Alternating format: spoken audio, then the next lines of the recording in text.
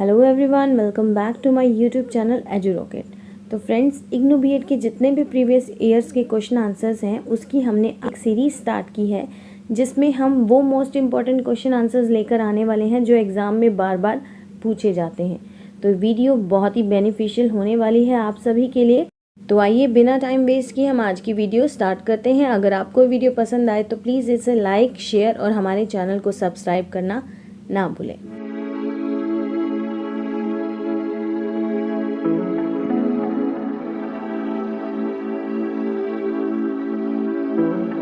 Hello everyone, आज का topic है BES 142 यानी पैडागॉजी ऑफ सोशल साइंस का यूनिट 1, जिसमें हम सोशल साइंस के मीनिंग के बारे में, उसके नेचर के बारे में, उसकी डेफिनेशन के बारे में, कॉन्टेक्स्ट के बारे में, कंसर्न्स के बारे में और एम्स और ऑब्जेक्टिव के बारे में पढ़ने वाले हैं। तो आइए आज की वीडियो स्टार्ट करते हैं। सबसे पहले देखिए सोशल साइंस होता क्या है।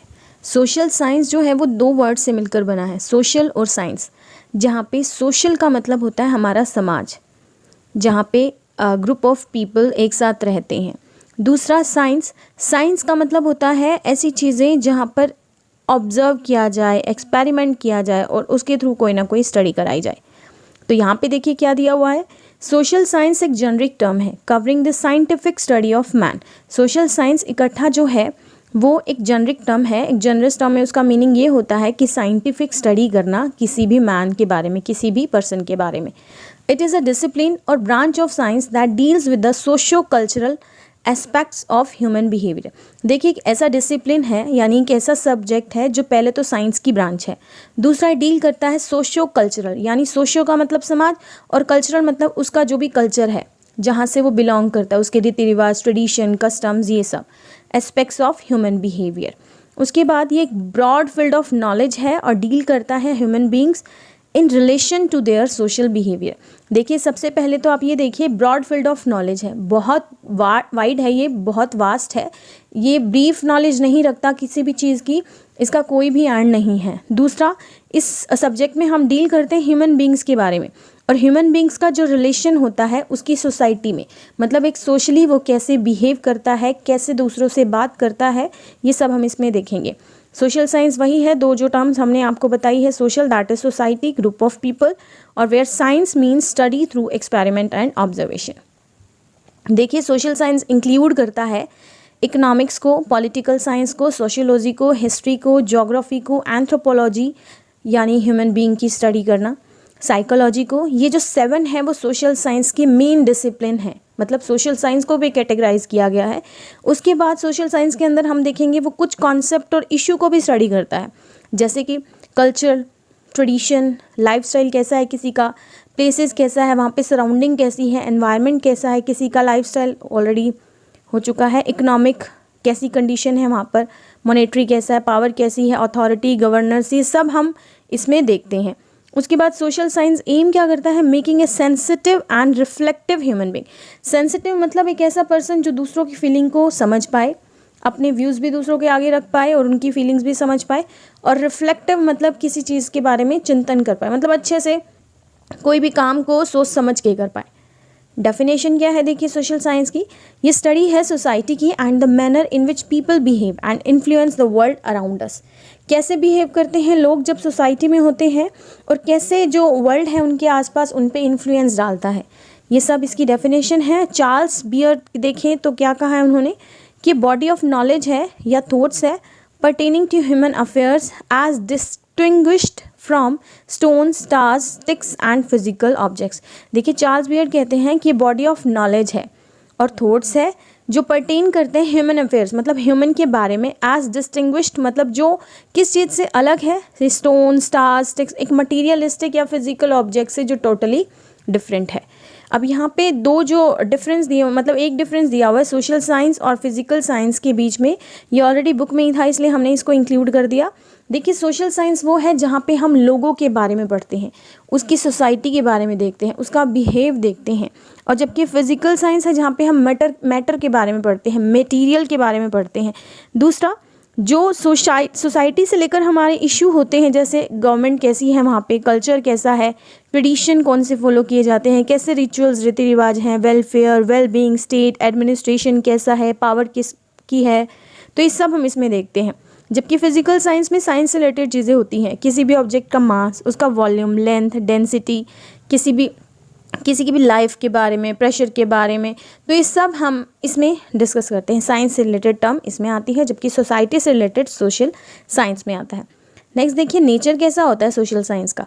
सोशल साइंस अपने आप में एक यूनिक कॉम्बिनेशन है वेरियस डिसिप्लिन का। जैसे हमने ऊपर बात की थी कि मेन इसके काफ़ी सारे कंटेंट हैं सोसाइटी से रिलेटेड, जैसे उसकी इकोनॉमिक्स कैसी है, पावर कैसी है, ज्योग्राफी वहाँ का मतलब एरिया कैसा है, सर्कमस्टांसेस कैसे हैं, वेदर कैसा है, तो ये सारी टर्म्स मिलकर सोशल साइंस को बर्थ करती हैं।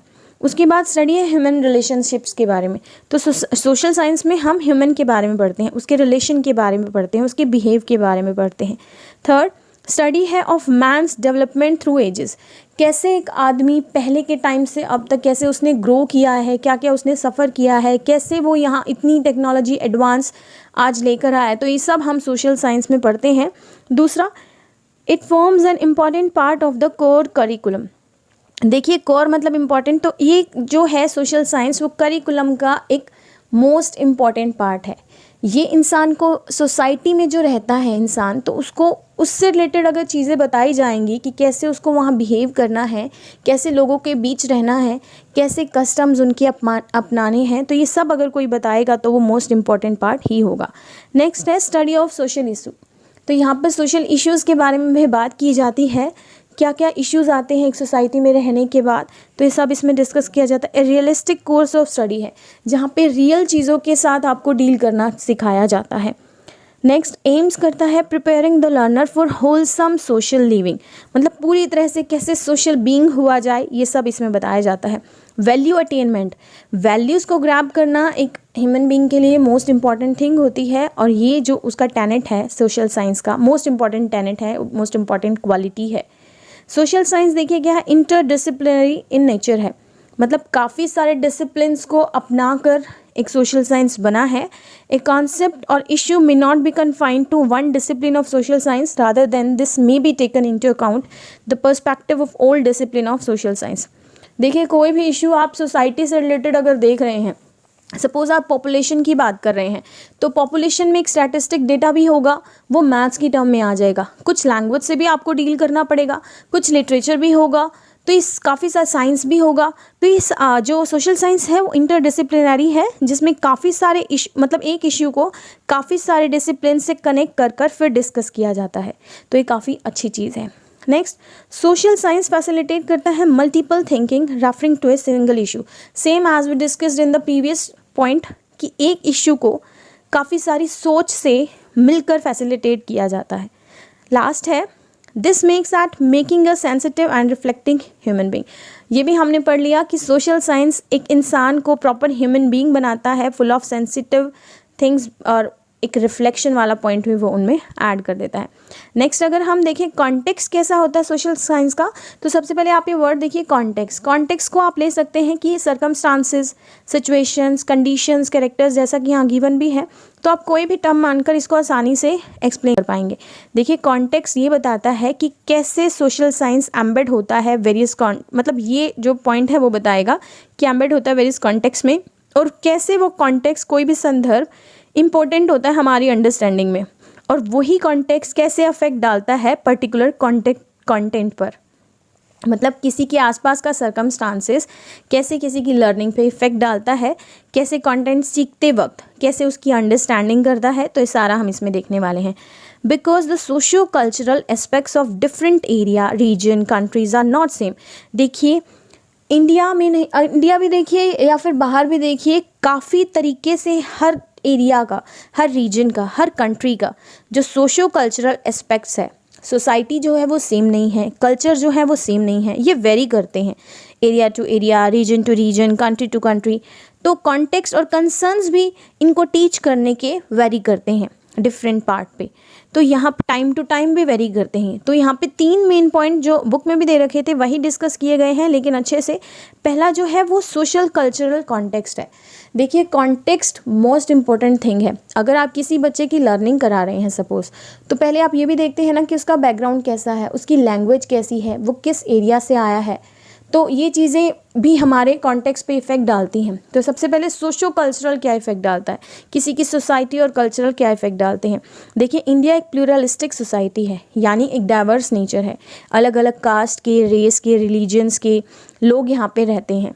कास्ट डिस्क्रिमिनेशन भी होता है, तभी इसको यूनिटी इन डाइवर्सिटी बोलते हैं।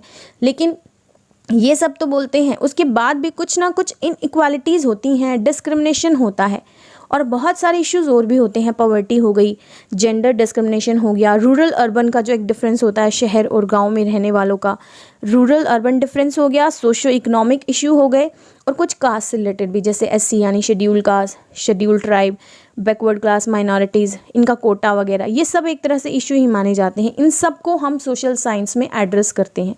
उसके बाद अगर हम इन सब इश्यूज़ में अचीवमेंट पालें, ये सब, और कॉन्स्टिट्यूशनल जो हमारे गोल्स होते हैं, जैसे कि डेमोक्रेसी हो गया, सेक्युलरिज्म हो गया, सोशलिज्म हो गया, एक्सेट्रा भी, अगर इनको भी एक अप्रोप्रिएट प्लेस हमारी सोसाइटी में मिल जाए तो हम बोलेंगे कि हाँ, हमने बहुत कुछ अचीव कर लिया। इसलिए स्टूडेंट को सेंसिटाइज बनाया जाए towards our rich culture heritage. Rich ही है क्योंकि अलग अलग कल्चर के लोग यहाँ पे सर्वाइव कर रहे हैं, तो जो उनको विरासत में मिला हुआ है, काफ़ी सारी चीज़ें हैं। देखिए, सोशल साइंस एक सच में मोस्ट इम्पॉर्टेंट सब्जेक्ट है, जिसे पढ़ना बहुत अच्छी बात है, इसको समझना बहुत अच्छी बात है। तो एक ह्यूमन बीइंग को भी ऐसा बनाया जाए ताकि वो इन्फॉर्म्ड हो, रिफ्लेक्टिव हो, सेंसिटिव हो, अच्छे से बिहेव कर पाए, तो ये सारी चीज़ें उसको आनी चाहिए। सेकंड है लर्नर कॉन्टेक्स्ट। एक लर्नर कॉन्टेक्स्ट कैसे उसमें प्ले करता है अपना रोल, तो देखिए ये एक सिग्निफिकेंट रोल प्ले करता है किसी का भी। देखिए, जैसे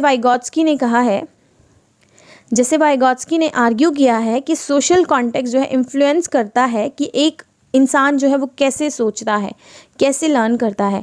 तो हम किसी भी इंसान को उसके सोशल एनवायरनमेंट से अलग नहीं कर सकते, और वही चीज़ है जो इन्फ्लुएंस करती है कि बच्चा सोचेगा क्या और कैसे सोचेगा। ये जो कॉग्निटिव लेवल है, इमोशनल स्टेट है, फिजिकल डेवलपमेंट है किसी भी लर्नर की, वो कंसिडरेशन में रखकर, मतलब उसको साथ साथ लेकर हमें एक बच्चे के लिए करिकुलम जो है फ्रेम करना चाहिए, और कैसे उसको ट्रांजैक्ट करना चाहिए ये भी एक बच्चे को संदर्भ में लेकर करना चाहिए। उसकी नीड्स क्या हैं, उसके इंटरेस्ट क्या हैं, क्रिएटिविटी क्या है, बैकग्राउंड क्या है, ये must be taken into consideration. And curricular load पर ज़्यादा फोकस ना हो, एग्ज़ाम स्ट्रेस ज़्यादा ना दिया जाए, उनको हर चीज़ एक प्ले वे मेथड से कराई जाए, तो इनको काफ़ी इंपॉर्टेंस नहीं दी जानी चाहिए।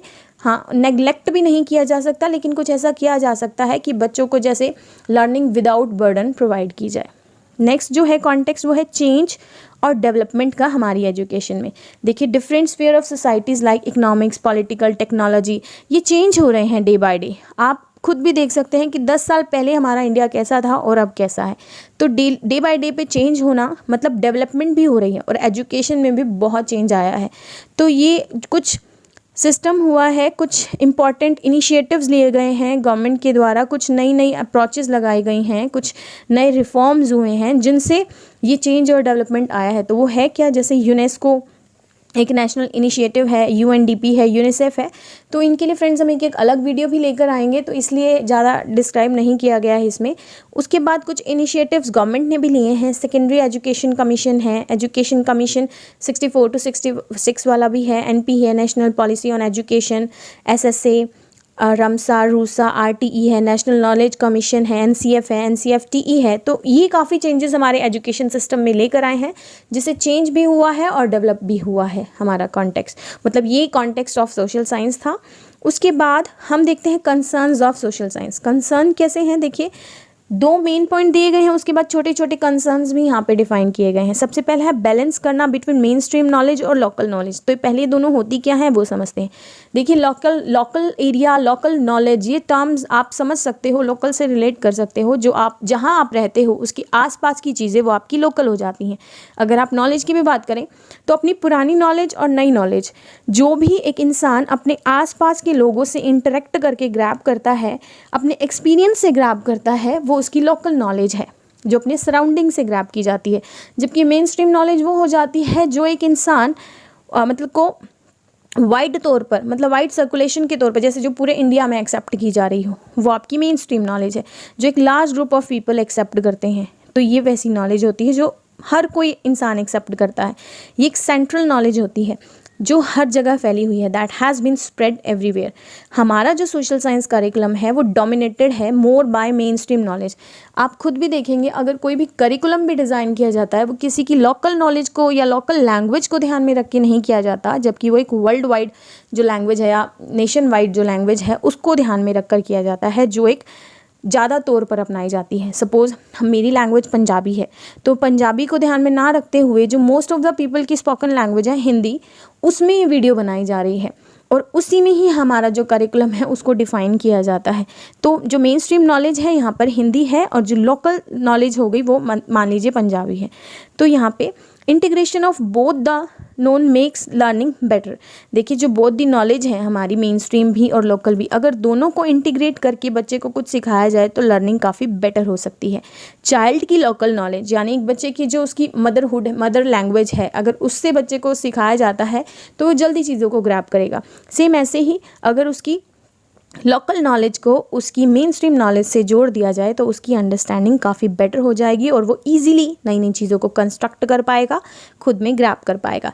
Linking of the child local language with main stream knowledge makes the teaching learning more interactive. Next है shifting from subject based approach to concept attainment.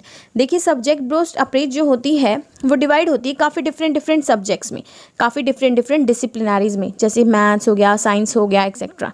Her subject अलग है और यहाँ पे लिटिल फोकस किया जाता है क्रॉस करिकुलर लिंक बनाने में या फिर focus on the subject rather. इसका मतलब ये है कि यहाँ पे सब्जेक्ट पर ज़्यादा फोकस किया जाता है एज़ कम्पेयर टू इंडिविजुअल। तो सब्जेक्ट बेस्ड अप्रोच होती है वो फ्लेक्सिबल थिंकिंग को एंकरेज नहीं करती, यहाँ पे रिजिड थिंकिंग को फॉलो किया जाता है। जबकि जो कॉन्सेप्ट अटेनमेंट है वो इंटरडिसिप्लिनरी होती है नेचर में।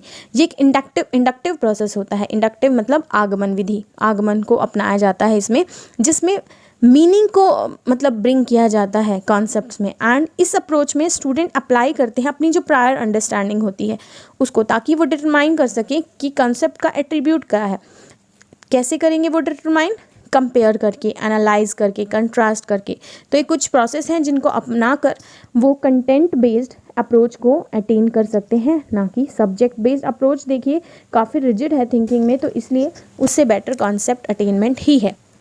देखिए इनके अलावा भी काफ़ी सारे कंसर्न्स हैं। जब सबसे पहले स्टूडेंट सेंटर लर्निंग, ये मेन फोकस्ड होना चाहिए किसी भी टीचर के लिए कि हम कभी भी लर्निंग कराएं तो वो स्टूडेंट को सेंटर में रखकर कराया जाए, जैसे चाइल्ड सेंटर्ड एजुकेशन होती है, ना कि कंटेंट को या फिर सब्जेक्ट को मेन फोकस दिया जाए। तो बच्चे के हिसाब से करिकुलम को चेंज करना एक फ्लेक्सिबल मेंटालिटी थिंकिंग कही जाती है। सेकंड है काफ़ी सारी अपॉर्चुनिटीज़ बच्चों को दी जाए ताकि वो खुद को भी एक्सप्लेन कर पाएँ और खुद के पॉइंट ऑफ व्यू को भी टीचर के सामने रख पाएँ। वेट टाइम को इंक्रीज़ किया जाए। वेट टाइम हमने पिछले उसमें पढ़ा है वीडियो में। वेट टाइम का मतलब ये होता है if you are asking any question to a particular child तो आप उसको वेट टाइम दीजिए, मतलब रुकिए जब तक वो उसके आंसर के बारे में सोच रहा है रिस्पॉन्स करने के लिए। तो वेट टाइम इंक्रीज़ करना is a good thing. Next, strong bond होना चाहिए स्कूल नॉलेज और उसकी किसी भी बच्चे की लोकल नॉलेज में, लोकल या कम्युनिटी नॉलेज में। अगर स्ट्रॉन्ग बॉन्ड होगा तभी बच्चे को हम उसकी लोकल नॉलेज को ऐड कराकर स्कूल नॉलेज उसमें डलवा पाएंगे, मतलब उसको अच्छे से समझा पाएंगे। अदरवाइज़ बच्चा स्कूल नॉलेज से ज़्यादा रिलेट नहीं कर पाएगा। नेक्स्ट है टेक्स्ट बुक का जो रोल है वो सजेस्टिव होना चाहिए, ना कि इंस्ट्रक्टिव। इंस्ट्रक्टिव का मतलब देखिए इंस्ट्रक्टिव एक कहते हैं नैरो माइंडेड है जिसमें इंस्ट्रक्शन दिए और काम खत्म, जबकि सजेस्टिव में सजेशन दिए जाते हैं और बच्चा एक अच्छे तरीके से टेक्स्ट बुक को समझ पाता है, खुद से रिलेट कर पाता है। नेक्स्ट है फैसिलिटेट की जाए values related to the normative dimensions of the society. बच्चे में वैल्यू फैसिलिटेट करना एक नॉर्म है, लेकिन अकॉर्डिंग टू सोसाइटी उसमें वो नॉर्म्स आने चाहिए, जैसे इक्वालिटी, जस्टिस, इगैलिटेरियनिज्म जिसमें होता है, जिसका मीनिंग होता है समतावाद, यानी सब इक्वल हैं, कोई भी अनबायस्ड या इम्पार्शियल रूल वहाँ पर नहीं हो रहा। नेक्स्ट है AIIMS and objectives of teaching social science. तो क्या होते हैं सोशल साइंस को टीच करने के एम्स और उसके ऑब्जेक्टिव? सबसे पहले है to build social competence. Social science को पढ़ाने का मतलब ये है कि बच्चे में सोसाइटी के नॉर्म, सोसाइटी की दक्षताएं, उसके स्किल्स उसमें इनकलकेट किए जाएं। Next, to build intelligent democratic citizenship. उसमें एक ऐसे सिटीजनशिप को इनकलकेट किया जाए जिससे वो इंटेलिजेंटली डेमोक्रेटिक डिसीजन ले पाए। Next, to foster an attitude towards knowledge, life, learning that is relevant to the present. देखिए प्रेजेंटली जो भी चीज़ें हो रही हैं उसी के हिसाब से बच्चे का उसका एटीट्यूड नॉलेज, लाइफ और लर्निंग मतलब की तरफ फोस्टर किया जाए ताकि वो खुद को आज से रिलेट कर पाए। नेक्स्ट है to develop desirable qualities for the all round development of a rich personality. इसका मतलब ये है कि बच्चे में डिज़ायरेबल क्वालिटीज़ को डेवलप किया जाए ताकि वो ऑल राउंड डेवलपमेंट किसी भी रिच पर्सनालिटी के लिए कर पाए। नेक्स्ट है इनेबल करना चिल्ड्रन को to appreciate India's rich heritage. आप सभी को पता है कि इंडिया एक डाइवर्स नेचर से बिलोंग करता है, अलग अलग कास्ट, क्रीड, ये सब लोग यहाँ पे सरवाइव कर रहे हैं, तो इसको हमें अप्रिशिएट करना चाहिए। नेक्स्ट, फोस्टर करनी चाहिए बच्चे में नेशनल फीलिंग्स को, हेल्प करना चाहिए उनको ताकि वो कंटेम्प्रेरी यानी आज की जो सोशल और इंडिविजुअल प्रॉब्लम्स है उनको रिजॉल्व कर पाए। बच्चे में प्रमोट की जाए अंडरस्टैंडिंग सारी हिस्ट्रीज और उसकी human experience as a process of change and development. देखिए बच्चे को अंडरस्टैंडिंग होनी चाहिए उसके इतिहास की, उस कैसे कैसे ह्यूमन एक्सपीरियंस रहा है, प्रोसेस ऑफ चेंज कैसे आया है, डेवलप कैसे हुए हैं, तो ये सारी अंडरस्टैंडिंग बच्चे में डालना बहुत ज़रूरी है। उसमें एक इंटरनेशनल अंडरस्टैंडिंग भी होनी चाहिए, इनकलकेट करनी चाहिए सिविक्स रिस्पॉन्सिबिलिटीज़, क्या क्या उसको मतलब एक नागरिक, देश का नागरिक होने के लिए क्या क्या रिस्पॉन्सिबिलिटीज़ निभानी चाहिए, ये सब भी उसको पता होना चाहिए। डाइवर्सिटी को सेलिब्रेट करना चाहिए, डेवलप करना चाहिए उसमें एक लीडरशिप क्वालिटी को, उसको एक गुड और एक्टिव सिटीज़न होना चाहिए ताकि वो एक एक्टिव और पार्टिसिपेट मेंबर हो सके सोसाइटी का। उसको वर्क करना चाहिए for the overall peace and goodness of the society. Appreciate करना चाहिए खुद के कल्चर, ट्रेडिशन और हमारी वैल्यूज़ को, उसकी काफ़ी रिस्पेक्ट करनी चाहिए। देखिए जो भी सोसाइटी की अगर उसको कमी लग रही है, चेंज लाना चाहता है, रिफॉर्म करना चाहता है, तो उसको इंक्वायरी करे, फिर जज करे और फिर क्रिटिसाइज़ भी करे इफ़ मैंडेटरी। नेक्स्ट, अंडरस्टैंड करे सोसाइटी को कि वो जहाँ पे भी रह रहा है उसमें कैसी सोशली कैसे सर्वाइव कर रहे हैं, इकोनॉमिकल कंडीशन कैसी है, पॉलिटिक्स कैसी है, वहाँ की जोग्राफिकल फीचर जो हैं वो कैसे हैं, तो ये सब बच्चे को पता होना चाहिए और यही उसके एम्स और ऑब्जेक्टिव। अगर देखा जाए यही एम्स और ऑब्जेक्टिव सेकेंडरी लेवल यानी 9th और 10th क्लासेस के लिए क्या होने चाहिए, तो वो हम देखते हैं। सबसे पहले अंडरस्टैंड करें द प्रोसेस ऑफ इकोनॉमिक और सोशल चेंज और development with example from modern and contemporary India and other parts of the world. वही सेम चीज़ है, उसको समझ आनी चाहिए अपने इकोनॉमिक और सोशल चेंज और उसकी डेवलपमेंट के बारे में। नेक्स्ट, क्रिटिकली एग्जामाइन करें सोशल और इकोनॉमिक इश्यूज़ को और चैलेंजेस जैसे कि पॉवर्टी है, चाइल्ड लेबर है, डेस्टिट्यूशन, लिटरेसी और काफ़ी सारे जो अदर डायमेंशन है जिसमें इनइक्वालिटीज़ हो रही है, तो उसके बारे में भी एक बच्चे को मतलब बताना चाहिए। अंडरस्टैंड करना चाहिए उसके क्या राइट्स हैं, क्या रिस्पॉन्सिबिलिटीज़ हैं of as a citizen in democratic और सेक्युलर सोसाइटी। नेक्स्ट है अंडरस्टैंड करें रोल्स और रिस्पॉन्सिबिलिटी स्टेट के रिगार्डिंग और फुलफिल करें कॉन्स्टिट्यूशनल जो ऑब्लिगेशंस हैं उसको। नेक्स्ट है अंडरस्टैंड करें process of change and development in India in relation to the world economy and polity. Last है अप्रिशिएट करें rights of local communities in relation to their environment, the judicious utilisation of resources जो हैं as well as the need जो भी हैं conservation की natural environment में। अब फ्रेंड्स ये डिसिप्लिन्स ऑफ सोशल साइंस है जो पहले हम देखेंगे स्कूल लेवल पर क्या है, फिर सेकेंडरी लेवल पर क्या है, ये हम नेक्स्ट वीडियो में पढ़ेंगे। मिलते हैं नेक्स्ट वीडियो में। अगर आपको ये वीडियो पसंद आई हो तो प्लीज़ इसे लाइक, शेयर और हमारे चैनल को सब्सक्राइब करना ना भूलें। साथ में बेल नोटिफिकेशन भी ज़रूर दबाएं जिससे आपको हमारे चैनल के रिगार्डिंग जो भी वीडियोज़ आ रही हैं उसे अप टू डेट रहें। तो मिलते हैं नेक्स्ट वीडियो में। Still then bye bye and take care.